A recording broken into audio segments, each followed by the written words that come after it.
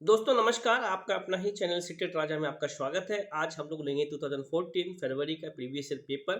Channel पे आपको इस एनसीईआरटी डिजिटल क्लास भी मिल जाएगा, आप उसे ज्वाइन कर सकते हो और प्रीवियस ईयर पेपर इस बार कंबाइनली कर लो। इस बार का सीटेड स्मूथ ट्रिकी वे मैजिकल तरीके से आप फर्स्ट अटेम्प्ट में मक्खन के तरीके से निकालोगे। सीटेड का बनना है राजा। सब्सक्राइब करें सीटेड राजा। क्वेश्चन नंबर 31 लेंगे। आंध्र क्षेत्र in the sense Andhra Pradesh की बात हो रही है यहाँ पे। आंध्र क्षेत्र से आप घबराएं नहीं। आंध्र क्षेत्र क्षेत्र वंदे मातरम आंदोलन को निम्नलिखित में से किस नाम से जाना जाता है? तो असहयोग आंदोलन बिल्कुल नहीं, स्वदेशी आंदोलन के नाम से हम जानते हैं, जो कि आंध्र प्रदेश और बंगाल से शुरुआत हुआ था। अगर यह इस क्वेश्चंस पे आंध्र क्षेत्र की जगह बंगाल भी हो और वंदे मातरम वर्ड का इस्तेमाल हो तो स्वदेशी आंदोलन। सविनय अवज्ञा आंदोलन आंदोलन को हम कैसे क्या रिलेट करेंगे?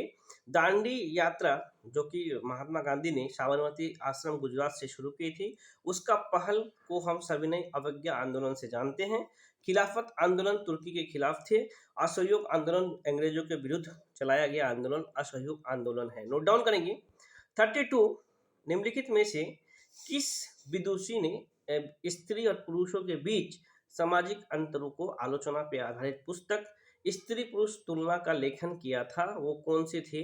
वो थे ताराबाई शिंदे जी। नोट डाउन करेंगे। जिन्होंने स्त्री पुरुष के बीच तुलनात्मक अध्ययन करके एक पुस्तक लिखा गया था, वो लिखी थी इन्होंने, यह थे ताराबाई शिंदे। नोट डाउन करेंगे। क्वेश्चन नंबर 33 लेंगे। 19वीं सदी के ईसाई मशीनरियों ने भारत में क्रिश्चियन शिक्षा को लागू करना चाहा, किस लिए? संभ्रांत वर्ग को शिक्षित करने के लिए बिल्कुल नहीं, लोगों के नैतिक चरित्र को सुधारने के लिए उन्होंने क्रिश्चियन शिक्षा की शुरुआत की। नोट डाउन करेंगे, काफी इंपॉर्टेंट क्वेश्चंस हैं। क्वेश्चंस नंबर 34 लेंगे। 19वीं सदी में ब्रिटेन के औद्योगिकरण के साथ निम्नलिखित में से कौन सा परिवर्तन हुआ? अब 19वीं सदी में ब्रिटेन में औद्योगिकरण के साथ क्या परिवर्तन था? भारत ब्रिटिश उद्योगों को कच्चे माल की आपूर्ति करने वाला प्रमुख प्रमुख देश भारत बन गया था। नोट डाउन करेंगे, सबसे प्रमुख देश भारत बन गया था। 35 लेंगे। भू राजस्व के कौन से समझौते में राजाओं और ताल्लुकदारों को जमींदारी के रूप में मान्यता दी गई थी? ये कौन सा था? नोट डाउन करेंगे, काफी इंपॉर्टेंट क्वेश्चंस हैं। उसे हम कहते हैं रैयतवाड़ी समझौता बिल्कुल नहीं, महलवाड़ी भी नहीं, स्थायी समझौता। नोट डाउन करेंगे। स्थायी समझौता के तहत भू राजस्व ताल्लुकदार और जमींदारों के रूप में मान्यता दिया गया था, राजाओं को और ताल्लुकदारों को। नोट डाउन करेंगे। 36 बेगम हजरत महल ने अंग्रेज के विरुद्ध विद्रोह भड़काने में निम्नलिखित में से किस नगर से सक्रिय भाग लिया था? वो नगर कानपुर नहीं, लखनऊ जी। लखनऊ से इनकी शुरुआत हुई थी और लखनऊ में हजरत महल भी है। नोट डाउन करेंगे, हजरत महल भी है लखनऊ में। क्वेश्चन नंबर 37 लेंगे। निम्नलिखित में से किस अधिनियम एक्ट के अंतर्गत भारतीय प्रशासनों को ईस्ट इंडिया कंपनी से ब्रिटिश क्राउन की स्थानांतरित किया गया? वो कौन सा अधिनियम थे? वो अधिनियम थे 1858 का अधिनियम। नोट डाउन करेंगे, 1858 का अधिनियम। 38 लेंगे। मध्यकालीन असम में पाइक निम्नलिखित में से किसे कहते हैं? तो पाइक बालत मजदूर, जिसे बधवा मजदूर कहते हैं, उसे हम पाइक कहते हैं। नोट डाउन करेंगे, इसे हम बधवा मजदूर भी कहते हैं। अगर सीटेट ने वर्ड को चेंज किया तो नोट डाउन करेंगे, यह बालत मजदूर बधवा मजदूर को पाइक कहते हैं। नोट डाउन करेंगे। 39 ये क्वेश्चंस इससे पहले आ चुका था लेकिन इनका टैग दूसरा था। मणिग्राम और नादेशी निम्नलिखित में से क्या है? तो ये चोल के प्रसिद्ध शहर नहीं, दक्षिण भारत के प्रसिद्ध व्यापार संघ है। नोट डाउन करेंगे।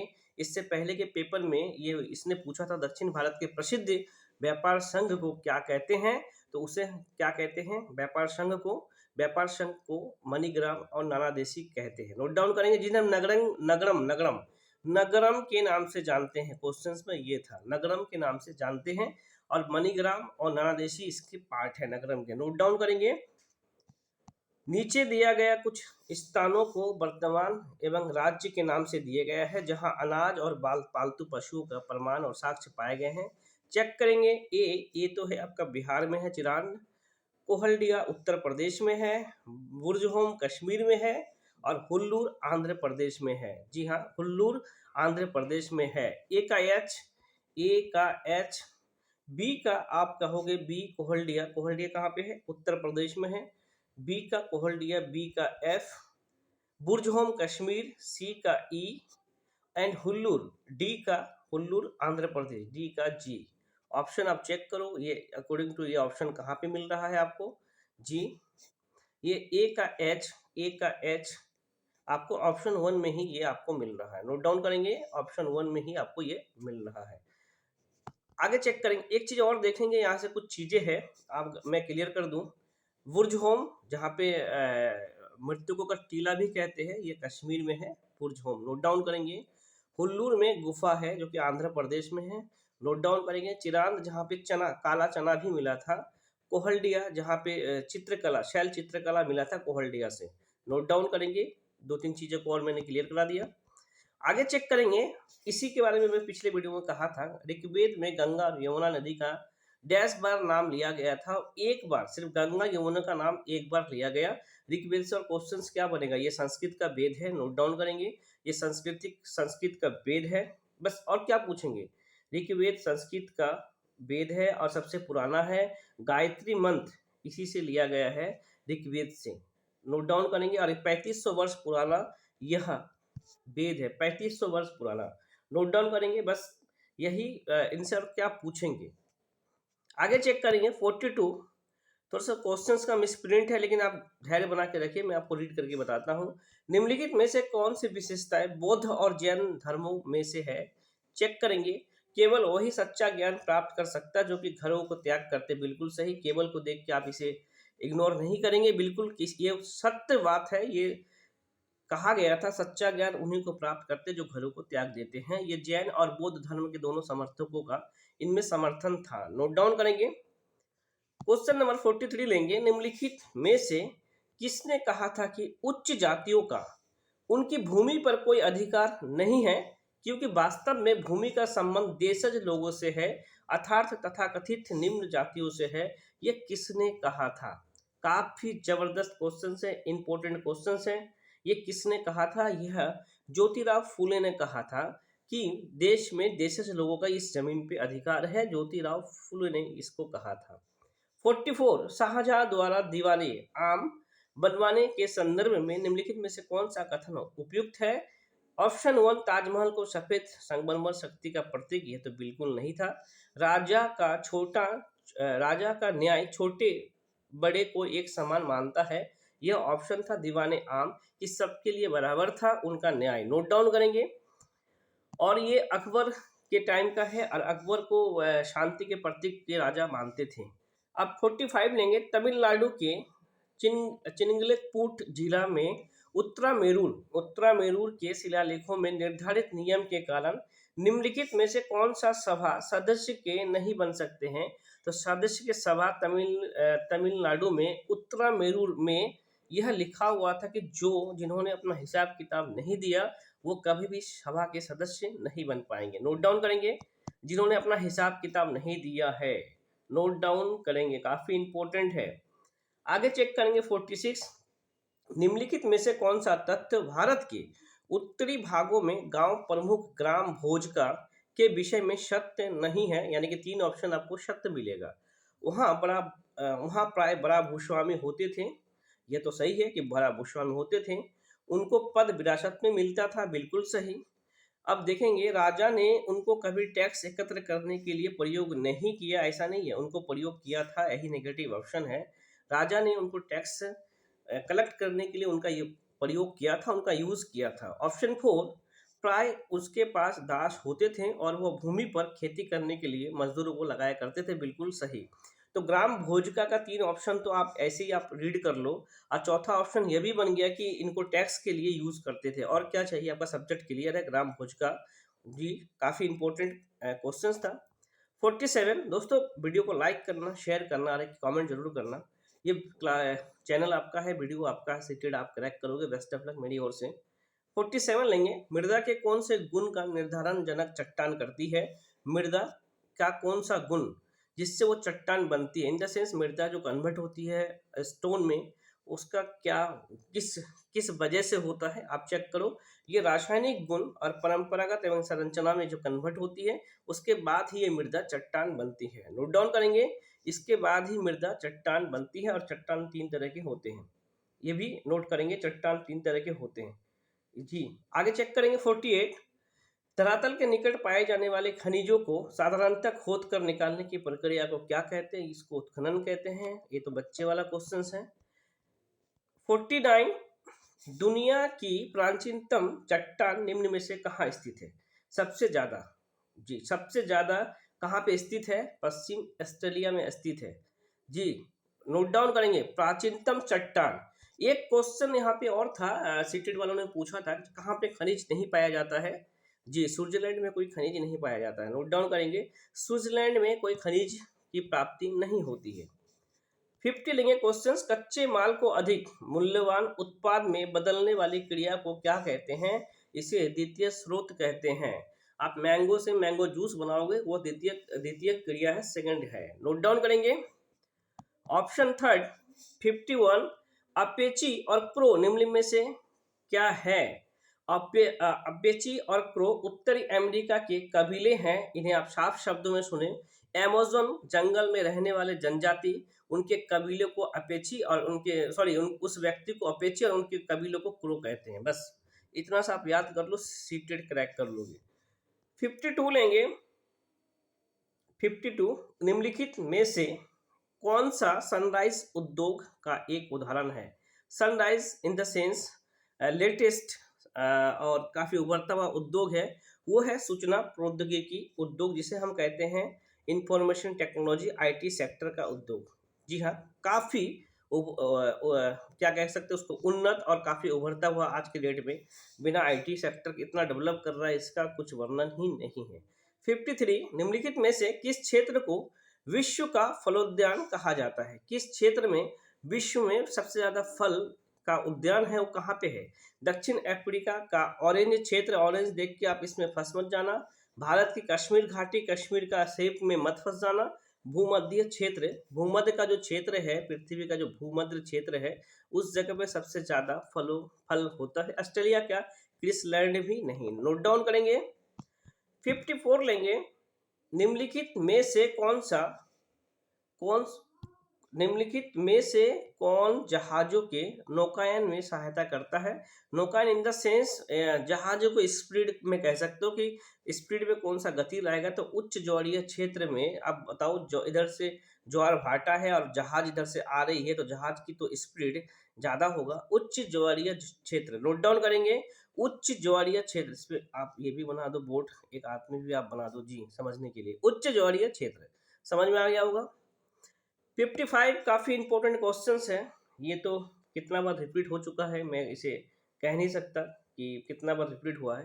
पृथ्वी द्वारा प्रसारित रेडियो तरंगे वापस पृथ्वी पर परावर्तित करता है, वह तापमंडल में होता है। कहाँ पे? तापमंडल। इससे नोट डाउन करेंगे, यह तापमंडल में होता है, जिसे आप 800 से लेकर 400 किलोमीटर तक इसके बीच इस तरंग को लगाया जाता है, जहाँ पे उल्का पिंड नहीं होते हैं। समताप मंडल में आपका समताप मंडल की बात हो तो एरोप्लेन समताप मंडल में होता है। नोट डाउन करेंगे, एरोप्लेन समताप मंडल में होता है और उड़ते हैं, क्योंकि वहाँ पे किसी भी मानसून का कोई भी इंटरफेयर नहीं होता है। तो रेडियो तरंगे ताप मंडल, उसे हम कह सकते हैं रेडियो तरंगे, ताप मंडल। 46 लेंगे। पर्यावरण में संतुलन बिगड़ जाता है यदि, चेक करेंगे ऑप्शन 1, प्रजाति की सापेक्ष संख्या के साथ छेड़छाड़ न की हो, ये कोई तथ्य तो है नहीं। मानवीय गतिविधि प्राकृतिक पर्यावास को संरक्षित करती हो, यह भी नहीं। जंगली जानवरों का विवेकहीन शिकार किया जाना निषेध हो, ऐसा भी नहीं। नवीनीकरण तथा भू अपर्दन इन द सेंस जंगलों की कटाई नवीनीकरण है, वहाँ पे सिटी बनाओ या फैक्ट्री लगाओ तो नवीनीकरण है। तथा भू अपर्दन मिट्टी की कटाई, ये दोनों संतुलन बिगाड़ देगा पर्यावरण का। ये तो कॉमन सेंस का क्वेश्चन है। 57 लेंगे, काफी इंपॉर्टेंट है 57, चेक करते हैं 57 को। निम्नलिखित में से कौन सा विकल्प पोषणीय यानी कि दीर्घजीवी विकास का सिद्धांत नहीं है? नोट डाउन करेंगे, विकास का सिद्धांत नहीं है दीर्घजीवी। चेक करते हैं, प्राकृतिक संसाधन का अधिकतम प्रयोग, बिल्कुल सही। यह तो दीर्घजीवी में विकास का सिद्धांत नहीं। अब आप उसका अधिकतम यूज कर ही लोगे तो दीर्घजीवी कहाँ से है? मुझे तो एक ही में फर्स्ट में ही ऑप्शन मिल गया। ऑप्शन टू चेक करेंगे, जीवन में प्रत्येक प्रकार का सम्मान और उनकी देखभाल। नहीं, बिल्कुल नहीं। पर्यावरण के प्रति व्यक्तिगत रवैया और व्यवहार में परिवर्तन, बिल्कुल नहीं। मानव जीवन की गुणवत्ता में बढ़ोतरी, यह भी नहीं। ऑप्शन वन सबसे सटीक है, क्योंकि आप दीर्घजीवी बोल रहे हो और आप संसाधनों को आप ज्यादा यूज करोगे तो दीर्घजीवी कहाँ से है? काफी इंपॉर्टेंट क्वेश्चंस हैं, इसको करके बताओ। दो शहरों में एन और एम ग्रीनविच में क्रमशः 15 डिग्री पूर्व तथा 15 डिग्री पश्चिम पर स्थित है। इन दो शहरों के समय में कितना का अंतर होगा? देखो, ग्रीनविच समय है, ये अपना वर्ल्ड मान लो, ये अपना वर्ल्ड है, पूरा वर्ल्ड मैप। ग्रीनविच यहाँ पे है जहाँ से 0 डिग्री है। अब 1 डिग्री का मतलब होता है 4 मिनट, इतना सा याद रखो। 1 degree in the sense 4 minute, समझ में आ गया? 1 डिग्री का मतलब 4 मिनट। अब यहाँ पे क्वेश्चन ये है कि 15 डिग्री पूर्व और 15 डिग्री पश्चिम। होशियार बच्चे क्या करेंगे, अच्छा 1 डिग्री का इन द सेंस 4 मिनट, तो 15 चौके 60, यानी कि 1 घंटा लगा के आ जाएंगे, क्योंकि वो स्मार्ट विद्यार्थी होंगे और उनका क्वेश्चन एक नंबर वो माइनस में चले जाएंगे। लेकिन आप जरा सोचो, 15 डिग्री पूर्व और 15 डिग्री पश्चिम, आप जरा सोचो, ये आपका पूर्व है और ये पश्चिम है। 15 डिग्री आप इधर से 15 ले लो, 15 डिग्री, अब इधर से भी हम 15 डिग्री ले लेंगे 15, तो डिस्टेंस हमारा कितना डिग्री हुआ? 15 और 15, ये आप सोचोगे तो 30 डिग्री की बात हो रही है। तो 30 डिग्री इंटू 4, जरा सोचो कितना मिनट हो गया? 30 डिग्री इंटू 4 यानी कि 2 घंटे की बात हो रही है। समझ में आ गया होगा? 2 घंटे की बात हो रही है, समझ में आया? 15 डिग्री पूर्व और 15 डिग्री पश्चिम, यानी कि टोटल डिस्टेंस है 15 डिग्री अगर पूर्व है और 15 डिग्री पश्चिम। सिंपल जरा सोचो, एक बाइक यहाँ से 15 किलोमीटर चली और यहाँ से 15 किलोमीटर आई, तो डिस्टेंस कितना होगा? 30 डिग्री होगा। 30 डिग्री इंटू 4 यानी कि 60, 120, यानी कि 2 घंटे। समझ में आ गया? 60 मिनट में 1 घंटा होता है, ये तो मुझे आपको बताने की जरूरत ही नहीं है, इतना आप स्मार्ट हो ही। 59 को लेंगे। न्यूनतम वेतन अधिनियम क्या है? न्यूनतम वेतन, जी चेक करते हैं। ऑप्शन वन निश्चित करता है कि मजदूरों को न्यूनतम वेतन मिलना चाहिए, ये नहीं है, ये बिल्कुल नहीं है। निश्चित करता है कि वेतन एक निश्चित न्यूनतम से कम नहीं होना चाहिए, एक उनका पैरामीटर है, उनसे कम आप उन्हें पेमेंट ना हो, बस ये है इन पे। अब इस पे कुछ तथ्य है जो मुझे आपसे डिस्कस करना है। संविधान पे, संविधान के किस अनुच्छेद के अंतर्गत अस्पृश्यता न छुआछूत, जी इसे आप कह सकते हो, के कारण किसी अयोग्यता को लागू करना, अयोग्यता मतलब ये एलिजिबल नहीं है, कानून के किस अनुसार एक दंडनीय अपराध है? आप छुआछूत अनुच्छेद 15 था। लेकिन अब इन्होंने क्या किया, ये लेटेस्ट है कि 2020 में एक एमिटमेंट आया था 2020 में। अब मुझे इसी बात का आपसे डिस्कस भी करना था, इसी बात पे, कि ये अनुच्छेद 17 किया गया था। ये हुआ था कब? ये हुआ था आपका 2020 में। 2020 में इन्होंने अमेंडमेंट किया था 104 संशोधन में, और इन्होंने आर्टिकल 7 में इसे अमेंडमेंट किया। अब एनसीईआरटी के बुक्स में आर्टिकल्स 15 है, जिसमें एक मूवी भी बन चुका था। अब रिसेंट रिसर्च यानी कि 2 साल पहले अनुच्छेद 17 है। अब सीटेड वाला किस आंसर को मानेगा वो आप देख लेना। ओके, समझ में आ गया होगा आपको? 61 लेंगे। भारत में असमानता का मुख्य कारण क्या है? सिंपल सा है, गरीबी है। अब इसमें सोचना ही क्या है, असमानता का सबसे बड़ा है गरीबी। 62 लेंगे, क्वेश्चन नंबर 62, संवैधानिक उपचारों का अधिकार चेक करते हैं। 62 में नागरिक के मौलिक अधिकारों की रक्षा करता है, बिल्कुल सही, ये तो सबसे बेस्ट है। संविधान संशोधन द्वारा स्वयं को सुधारने के विषय है, बिल्कुल गलत। शिक्षा का अधिकार अधिनियम 2009 को निष्कासित करता है, बिल्कुल गलत। न्यायपालिका को संसद द्वारा लागू कानून को निरस्त करने की शक्ति, यह भी नहीं है। ये सबसे बड़ा संविधान औपचारिक यह है कि मौलिक अधिकार, और एक चीज और इससे क्वेश्चन होगा, मौलिक अधिकार को संविधान का आत्मा भी कहते हैं। नोट डाउन करेंगे, मौलिक अधिकार को संविधान का आत्मा भी कहते हैं। ऑप्शन नंबर 63 लेंगे। हिंदू उत्तराधिकार संशोधन अधिनियम 2005 के अनुसार निम्नलिखित में से क्या सत्य है? इसमें यही है कि पुत्रों पुत्रियों को उनकी माता और पारिवारिक संपत्ति का बराबर हिस्सा है, कि लड़कियों को भी हिस्सा मिले। ये 2005 सुप्रीम कोर्ट का ऑर्डर था। काफ़ी हाईलाइट भी हुआ था। ऐसा नहीं कि बेटी की शादी हो गई तो उनका परिवार पे उनका जो ज़मीन जायदाद है उन पे हक नहीं होगा, बेटी का भी हक होगा, बस ये कानून में यह था। समझ में आ गया होगा? 60 64 लेंगे। निम्नलिखित में से कौन-सा कार्य राज्य सरकार का है? चेक करते हैं। पाकिस्तान और बांग्लादेश के साथ शांतिपूर्ण संबंध बनाना, स्टेट गवर्नमेंट ही खत्म हो जाएगी। 10वीं कक्षा का बोर्ड परीक्षा को बंद करवाना, जी हाँ, शिक्षा जो है ये राज्य सरकार, शिक्षा प्रशासन ये राज्य सरकार का काम है, नोट डाउन करेंगे। नई दिल्ली वास्को डी गामा के बीच नई गाड़ी चलाना, ये भी नहीं कर सकते हैं, नोट डाउन करेंगे। यह भी नहीं कर सकती है राज्य सरकार। 100 रुपये का नोट को डिजाइन करना, यह भी नहीं कर सकते, उनके हाथों में नहीं है, केंद्र सरकार के हाथों में है। राज्य सरकार लोकल प्रशासन, शिक्षा और चिकित्सा इन पे काम कर सकती है। 65 दलित और आदिवासी लड़कियों द्वारा स्कूल छोड़ने की दर सबसे अधिक क्यों है? दलित और आदिवासी लड़कियों का चेक करते हैं। क्योंकि उनके माता पिता शिक्षा का महत्व नहीं देते हैं, ये कोई तथ्य नहीं है। गरीब और सामाजिक भेदभाव के कारण, बिल्कुल सही।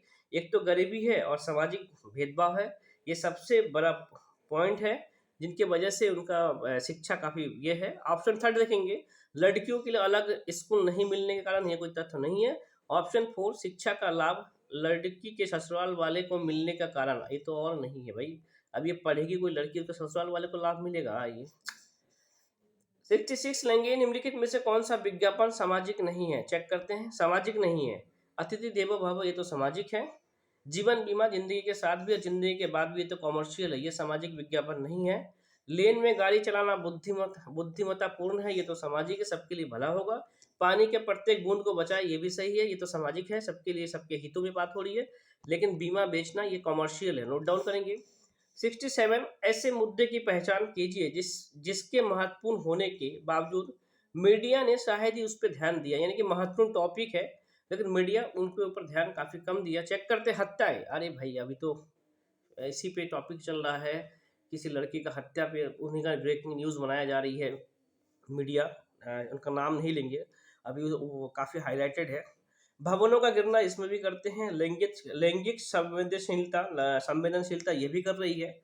पीने का पानी, जी हाँ, इस पे काफ़ी कम मीडिया इस पे फोकस करती है कि पीने का पानी के वजह से क्या लाभ है और ये इनकी वजह से क्या क्या चीज़ें हो रही है, क्योंकि मीडिया को टीआरपी आएगी नहीं तो करेंगे क्यों। 68 लेंगे। 68 न्यायपालिका के संदर्भ में निम्नलिखित प्रावधानों में से भिन्न को पहचानिए जो कि अलग हो। न्यायपालिका के बारे में बात किया जा रहा है कि इन चारों ऑप्शनों में अलग कौन सा आपको दिखता है। शक्तियों का पृथक्करण, जी हाँ ये तो है, उनका शक्ति अलग है, उनको गवर्नमेंट से कोई मतलब है नहीं। ऑप्शन 2 एक बार नियुक्ति के बाद न्यायाधीश को हटाना बहुत कठिन है, बिल्कुल सही, उनका ऐसे आप हटा नहीं सकते, महाअभियोग लगा के हटा सकते हैं, नोट डाउन करेंगे। न्यायाधीशों की नियुक्ति सरकारी हस्तक्षेप के बिना होती है, बिल्कुल से गवर्नमेंट का कोई इंटरफेयर नहीं होता है। ऑप्शन 4 न्यायाधीशों का सेवा काल निश्चित होता, निश्चित नहीं होता भाई, 60 और 65 साल निश्चित नहीं होता, 65 ईयर्स, और उच्च न्यायालय के और सुप्रीम कोर्ट के उच्च न्यायाधीश के, और उनका 60 साल होता है, नोट डाउन करेंगे। 69 लेंगे। सर्वोच्च न्यायालय द्वारा डीके बसु, चेक करते हैं। सर्वोच्च न्यायालय द्वारा निर्धारित डीके बसु दिशा निर्देश गाइडलाइन निम्नलिखित में से किसके बारे में है? तो डीके बसु ने क्या दिया था? कार्यस्थलों पे महिलाओं के साथ यौन उत्पीड़न को रोकना, ये तो डीके बसु का नहीं था। स्कूलों के बच्चे का यौन अपराध से बचना, यह भी डीके बसु का नहीं था। अब आगे चेक करेंगे तो किसी व्यक्ति को, हाँ यस ये था, किसी व्यक्ति को गिरफ्तार कर दें, रोके रखने तथा उनसे पूछताछ करने के लिए विभिन्न एजेंसियों के द्वारा प्रयोग किया जाने वाला तरीका, इसके ऊपर था कि किसी व्यक्ति को अगर आप अरेस्ट करते हो 24 घंटे के अंदर आपको उन्हें जज के सामने पेश करना होगा, इनका यह दलील था। दूसरा पॉइंट कि किसी को पकड़ने के बाद पुलिस में कबूलनामा जो बयान दिया गया है, उस बयान को कोर्ट पे सच नहीं माना जाएगा, क्योंकि वो हो सकता है उसको मार पीट के कुछ से कुछ उससे ज़बरदस्ती बोल दिया गया हो, उनका ये भी दलील था। और एक था ये कि महिलाओं को और 14 वर्ष से कम उम्र के बच्चे को आप थाने में बुला नहीं सकते, इनका ये पॉइंट था, नोट डाउन करेंगे डीके बसु का। क्वेश्चन नंबर 17 चेक करते हैं। सुभाष बनाम बिहार राज्य 1991 के मामले में सर्वोच्च न्यायालय ने निम्नलिखित में से क्या निर्णय दिया था? तो सुभाष बनाम बिहार के राज्यों में इन्होंने क्या किया था? स्वतंत्रता के अधिकार में सरकार की आलोचना करना शामिल बिल्कुल नहीं। जीवन के अधिकार में प्रदूषण मुक्त पानी और हवा के लिए अधिकार शामिल, बिल्कुल सही। ये सुभाष बनाम बिहार में सुप्रीम कोर्ट ने ये ऑर्डर दिया था, और प्रदूषण पानी और हवा की वजह से। नोट डाउन करेंगे, काफ़ी इंपॉर्टेंट क्वेश्चंस है, और इसी तरह से क्वेश्चंस आपसे पूछा जाएगा। लोगों ने आज हवा मचा के रखा कि सीबीटी बहुत भारी होता है। अरे भाई, प्रीवियस क्वेश्चंस देख लो, आपका आईक्यू लेवल तो पहले से ही चेक कर रहे थे सीटेड वाले। जी हाँ, ऐसा नहीं एसएससी वाले ऑनलाइन में क्वेश्चन पूछ रहे थे। 71 वर्तमान स्कूल आधारित आकलन में पारस्परिक बाह्य परीक्षा यानी कि बाहर के एग्जाम किस विशेषताओं में शामिल नहीं है, की विशेषता शामिल नहीं है। चेक करते हैं किसमें शामिल नहीं है। सुव्यवस्थित क्रमबद्ध अधिनियम पर बल, ये तो है। अधिनियम के केवल शैक्षणिक पक्ष पे बल, ये नहीं है। एक तो केवल भी है इसमें, नेगेटिव यही है, शामिल नहीं है। तो यही नहीं कि सिर्फ शैक्षिक पक्षों पे आप बल देंगे, शैक्षिक स्वशैक्षिक दोनों पक्षों पे आप बल देंगे। शिक्षार्थियों की आवश्यकता पे विचार करना, ये तो देंगे हम। ऑप्शन 4, एक दूसरे के निकट शिक्षकों और अभिभावकों के बीच सौहार्द, ये तो करेंगे हम। तीनों का अभिभावक टीचर्स, ये तो करेंगे। लेकिन सिर्फ शैक्षिक पक्षों को देखेंगे, ये कोई तथ्य नहीं है। नोट डाउन करेंगे, ये कोई तथ्य नहीं है। दोस्तों, वीडियो को लाइक जरूर करना, शेयर करना और एक कमेंट जरूर करना। वीडियो आपका है, आपके लिए बना है। 72, एक नए प्रकार के कार्य को देने से पहले शिक्षिका को अपने विद्यार्थियों को अवश्य बताना चाहिए। क्या बताना चाहिए? चेक करते हैं भाई, कि आगामी आकलन इस कार्य पर आधारित होगा या नहीं होगा, ये कभी नहीं बताएंगे। अंतिम परिणाम में इस कार्य को दिए गए अधिभार के बारे में, अंतिम लास्ट बार उसने क्या किया था, ऐसा भी नहीं करेंगे हम कि ये क्या किया था। और ऑप्शन 3, कि इस कार्य को करने से प्राप्त अधिगम से उनकी शिक्षिका विद्यार्थियों से अपेक्षाएं क्या है। बिल्कुल सही है। इन द सेंस अपेक्षा, इन द सेंस ये है, क्वेश्चंस को समझो। यहाँ पे बात ये हो रही है कि नए प्रकार के कार्य को, यानी कि आप असाइनमेंट उन्हें दे रहे हो। अब इस कार्य को करने से प्राप्त अधिगम में उसकी शिक्षिका को ये अपेक्षा है, माने इन द सेंस ये कह सकते हो, असाइनमेंट को करके सीखने के संदर्भ में छात्रों से उसकी अपेक्षा के बारे में छात्रों से बात करना कि यार तू कर सकता है, तेरे अंदर ये एबिलिटी है, तुम्हारे अंदर ये टैलेंट है। विद्यार्थियों से अपेक्षा क्या है, आप उन्हें इस तरह से आप मोटिवेट भी कर रहे हो। बात इसकी हो रही है। ऑप्शन 4 देखेंगे, इस कार्य को करने के लिए आवश्यक पूर्व अनुभव के बारे में जो विद्यार्थियों में अवश्य ही होना चाहिए, ही एक नेगेटिव टेक वर्ड है। नोट डाउन करेंगे। क्वेश्चन नंबर 73 लेंगे। 8वीं कक्षा के 4 बच्चे से व्यर्थ सामग्री से कुछ रचनात्मक वस्तु बनाने को कहा गया। ठीक है, मैंने जो स्क्रैप टाइप का है, व्यर्थ है। कार्य पूरा होने पर शिक्षक ने निम्नलिखित टिप्पणियां की। इन सूचनाओं के आधार पर सबसे अधिक रचनात्मक बच्चे को चुनते हैं। अधिकांश, ऑप्शन 1, अधिकांश समय कल्पना का प्रयोग करता है। महंगी सामग्री प्रयोग न करने के प्रति सचेत रहें। ऐसा नहीं है कि अधिक कल्पना तो है, लेकिन महंगी सामग्री का प्रयोग न करने के प्रति सचेत, ये नहीं मान सकते हैं। शिक्षक के साथ निरंतर चर्चा करता है, ये तो पॉजिटिव है। और हर कदम पे उसकी स्वीकृति लेता है, ऐसा भी नहीं कि स्वीकृति ले रहा है तो वो अच्छा है, ऐसा भी हम नहीं कह सकते। ऑप्शन 3, थोड़े से मार्गदर्शन से ही बहुत अच्छी चीजें बना सकता है, ही एक नेगेटिव टैग वर्ड है। कौशल से परिपूर्ण तथा व्यर्थ सामग्री को उत्पादक वस्तु में बदलने की दृष्टि रखता है। बिल्कुल सही। ऑप्शन 4 को देखो कितना मस्त ऑप्शन है। अब देखो, कौशल से परिपूर्ण यानी स्किल्स उनके पास है। एक तो व्यर्थ सामग्री यानी कि जो स्क्रैप है, डैमेज है, तो जो काम का नहीं है। उत्पादक इनसे इन द सेंस उससे यूजफुल प्रोडक्ट उत्पादक वस्तुओं में बदलने की दृष्टि रखता है। ये सबसे रचनात्मक बच्चा है, सबसे ज्यादा व्यापक है। नोट डाउन करेंगे। कूल माइंड से ना एग्जाम देना, आप एकदम कूल माइंड से एग्जाम अच्छा जाएगा। और कूल करना हो, ज्यादा टेंशन हो तो नवरत्न तेल लगा के जाना, घबराना मत, सारा क्वेश्चंस बनेंगे। सामाजिक विज्ञान में परियोजना कार्य यानी कि प्रोजेक्ट, जी चेक करते प्रोजेक्ट किसके लिए उपयोगी है। विषय आधारित कार्य में बिल्कुल सही। यदि उनमें संग्रहण और विश्लेषण नहीं करना हो, ये हम नहीं कह सकते हैं। यदि पाठ्य सामग्री के अंतर्गत संदर्भों पर आधारित हो, ये भी ऐसा नहीं है कि हम सामाजिक विज्ञान का परियोजना कार्य देंगे ये पाठ्य सामग्री के अंतर्गत हो। पाठ्य सामग्री एक हमारा साधन है। नोट डाउन करेंगे। कक्षा अथवा घर के समूह में कार्य करने के लिए हो, बिल्कुल सही। कक्षा और घर के समूह में कार्य करने वाला हो, यानी कि ए और डी ऑप्शन 3 हमारा सही होता है। बिल्कुल सही, ए और डी। नोट डाउन करेंगे।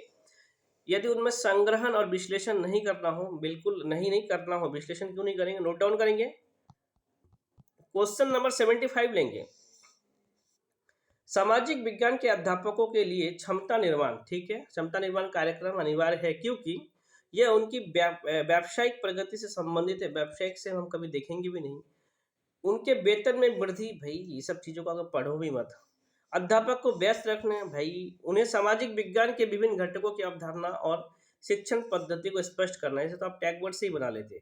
सिंपल सा वेतन वृद्धि, ये क्या है, व्यस्त रखना, व्यावसायिक। अब से काटो और फोर में जाकर सीधा फोर करके आओ, इतना टाइम मत कंज्यूम करो इनके पीछे जी।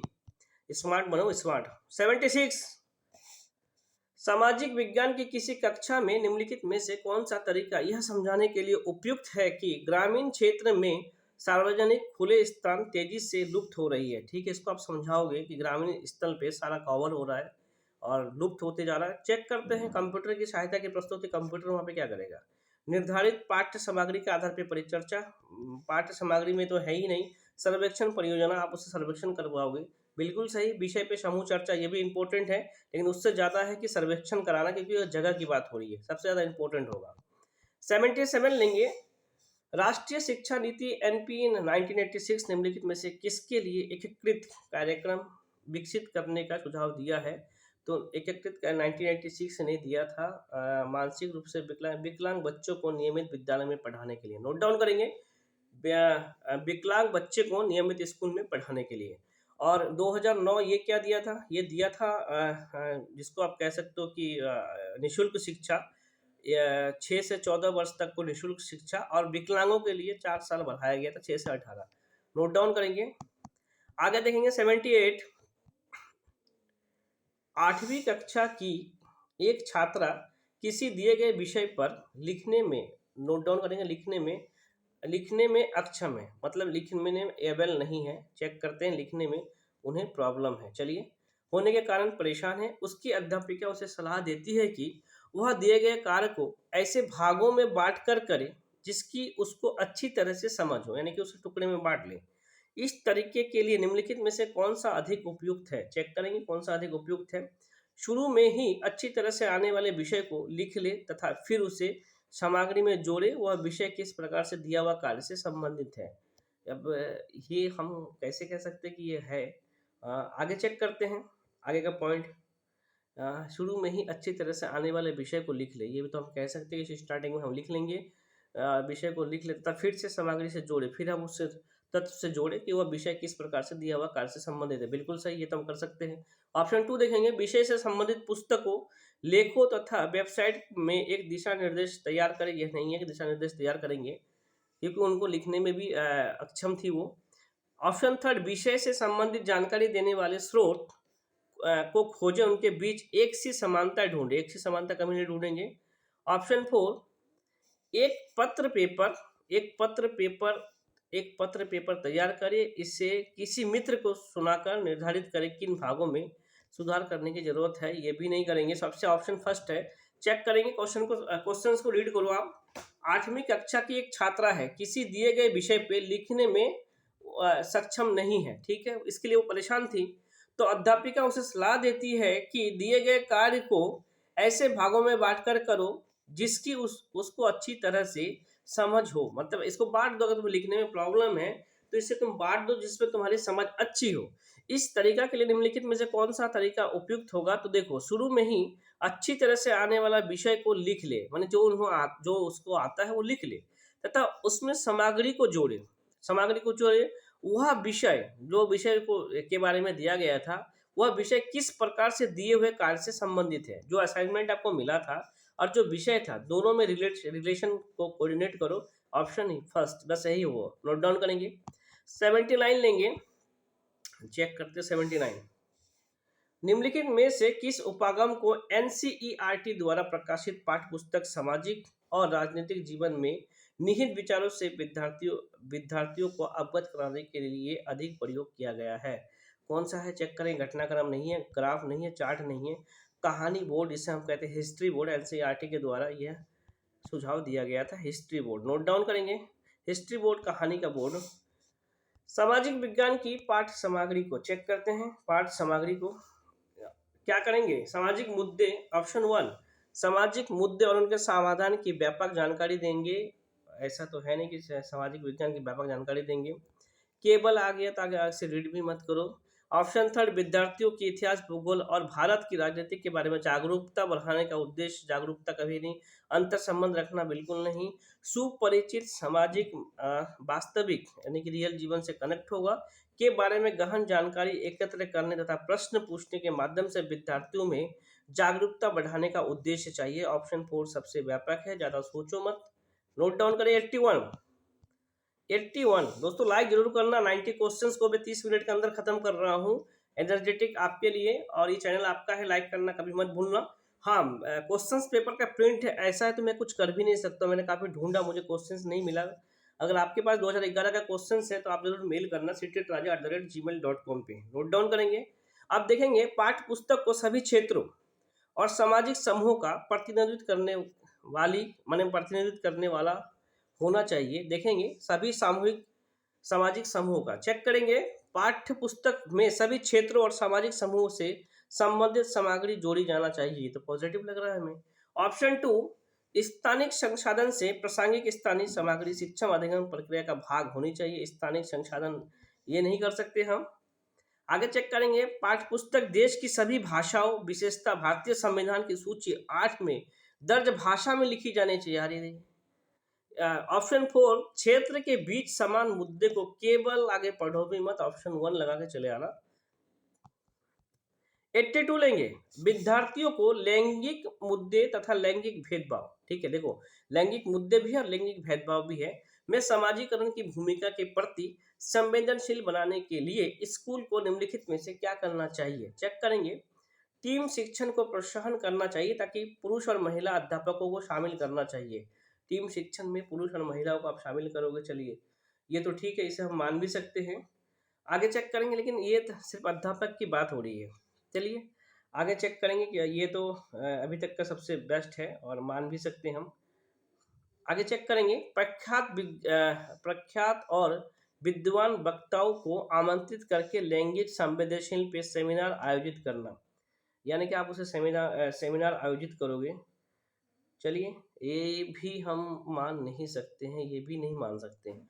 ऑप्शन थर्ड, अध्यापक को केस अध्ययन के लिए कहना चाहिए तथा उन्हें उदाहरण मांगना चाहिए। बिल्कुल सही सर। देखो समझ में, अध्यापक को केस अध्ययन माने केस स्टडी की बात हो रही है, अध्यापक को केस अध्ययन की बात हो रही है। आगे देखो यहाँ पे बात ये हो रही है कि अध्यापक को लैंगिक रूढ़िवादिता में case study in the sense बात ये हो रही है कि केस स्टडी के लिए कहना चाहिए तथा उनसे जो केस स्टडी से उनसे अच्छा उदाहरण मांगना चाहिए। मतलब in the sense case study करेगी अध्यापक, फिर उसे स्टूडेंट के बीच लैंगिक भेदभाव के बारे में बताएगी, सबसे बेस्ट है।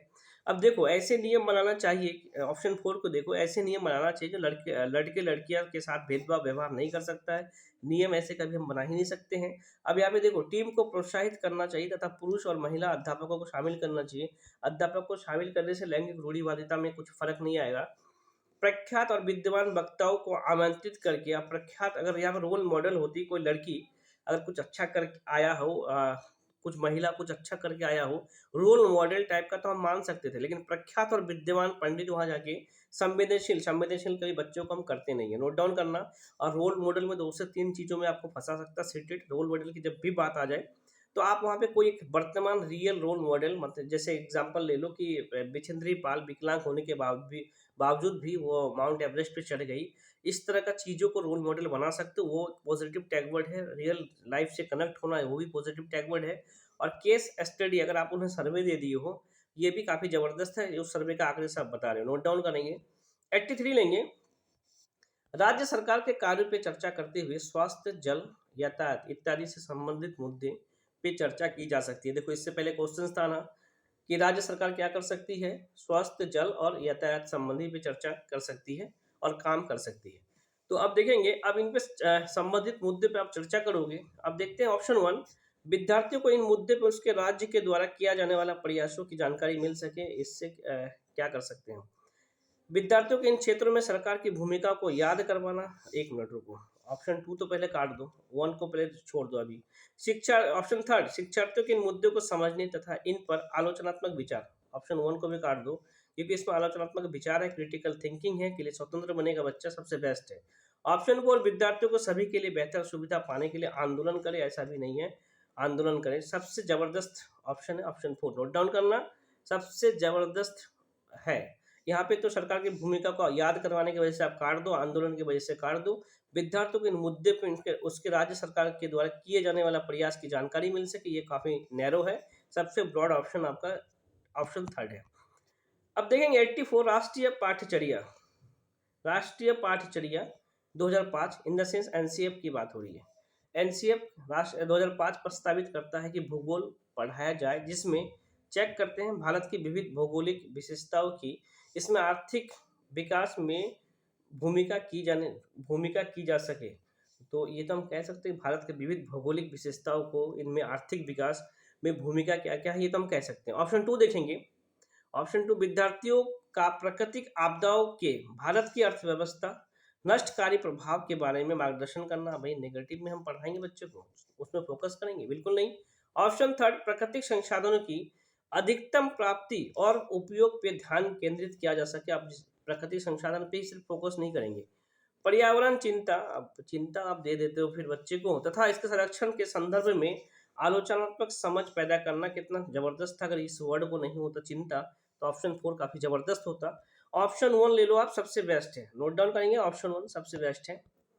85 लेंगे, सामाजिक विज्ञान की शिक्षण पद्धति और संसाधन के बारे में राष्ट्रीय पाठ्यचर्या की रूपरेखा एनसीएफ 2005 के अनुसार सामाजिक विज्ञान के शिक्षण के लिए निम्नलिखित में से किसको अपनाना चाहिए। चेक करते हैं, पहले तो मुझे इसको थोड़ा छोटा, हाँ किसको अपनाना चाहिए चेक करते हैं कि आप 2005 के अनुसार सामाजिक विज्ञान के शिक्षण के लिए क्या अपनाओगे। ऐसी रणनीति जो विद्यार्थियों को लंबे समय तक याद, पढ़ने की भी जरूरत नहीं है।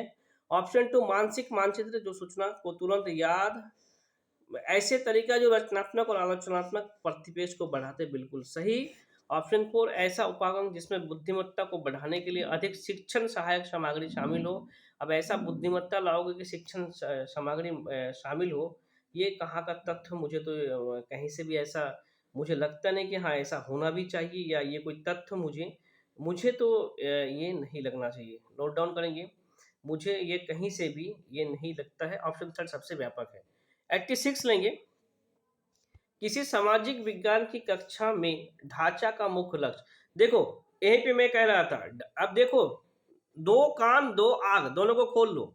किसी सामाजिक विज्ञान की कक्षा में ढांचा इन द सेंस वाइजोस्की की बात हो रही है, पार ढांचा स्केप फोल्डिंग, मैंने कितना बताया था, सहयोग देना सहारा देना, तो पार और ढांचा, ढांचा इन द सेंस इंग्लिश का मीनिंग को चेक करो आप, स्केप फोल्डिंग मैंने बताया था ना, स्केप फोल्डिंग नोट डाउन करो, यहाँ पे देखो स्केप फोल्डिंग, तो आप देखो मैंने बताया था ये क्वेश्चंस किसी सामाजिक विज्ञान की कक्षा में ढांचा का मुख्य लक्ष्य क्या होता है, योगज निर्धारण वांछित परिणाम को मजबूर करना, बिल्कुल नहीं, स्वतंत्र सोच निर्मित होने तक विद्यार्थियों का सहायता करना, सहारा देना ही आपका पार और ढांचा कहलाता है।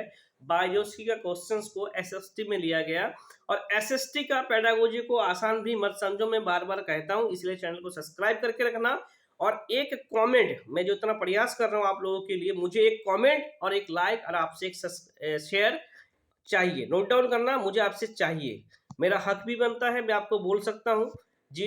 अब देखेंगे 87 सूचनाओं को छोटे छोटे भागों में बांटकर, अब आप इसे बांट दोगे, ठीक है, अंश तथा पूर्ण में संबंध स्थापित करने का योग्यता क्या कहलाएगा। जब आप किसी चीज को डिवाइड करोगे, बांटोगे, तो वो विश्लेषण कहलाएगा, और सब चीज को कलेक्ट करके जोड़ोगे तो वो संश्लेषण कहलाएगा। समझ में आ गया।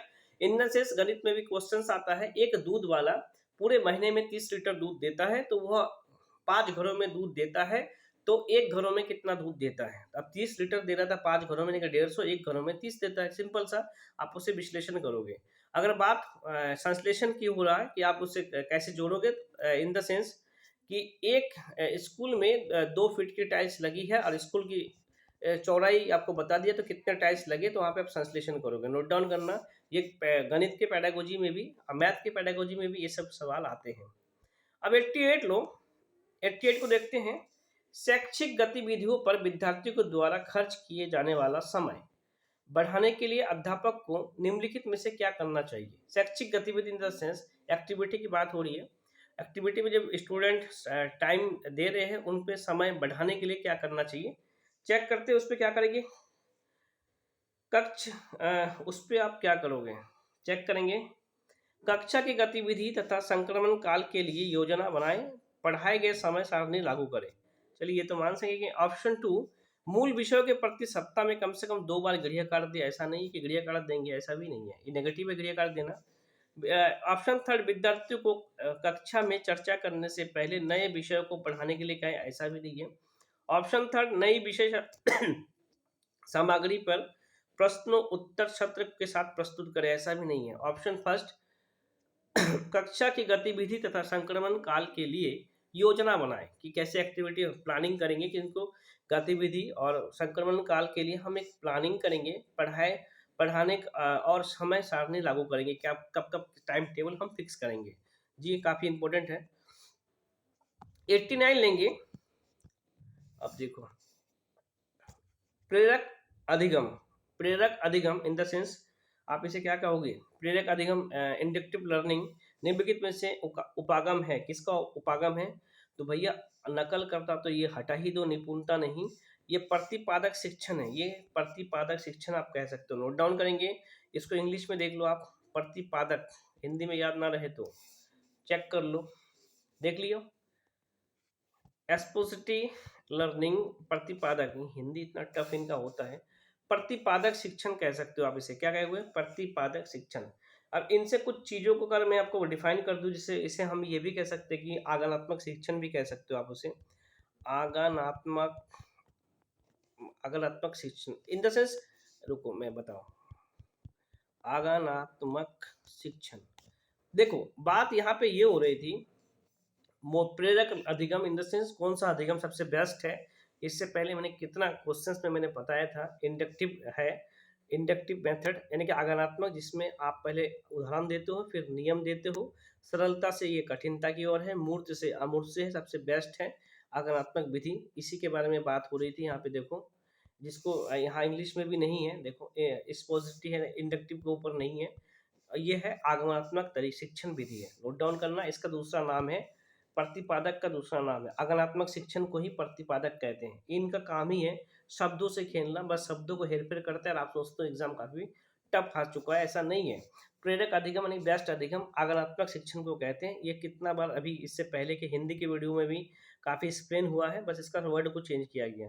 लास्ट क्वेश्चन दोस्तों, मैं आपसे एक लाइक, एक शेयर, एक कॉमेंट चाहूंगा, और वीडियो अच्छा लगे तो उन लोगों तक जरूर पहुंचा देना जो लोग पेड क्लासेस और घर से बाहर कोचिंग से नहीं ले पाते, उनका भला करो, उनसे भी आपको दुआ सलाम मिलेगी, और आपका सीटेड इस बार स्मूथ ट्रिकी हुई मैजिकल तरीके से फर्स्ट अटेम्प्ट पे निकालोगे, मेरा भरोसा है, मैं अपना बेस्ट करूंगा, और चैनल को सब्सक्राइब करना ना भूलें। लास्ट क्वेश्चन 90, निम्नलिखित में से कौन सा कथन सामाजिक विज्ञान शिक्षण में प्रभावकारी चिंतन व्यवहार के संदर्भ में सत्य है, चेक करेंगे कौन सा बेस्ट है।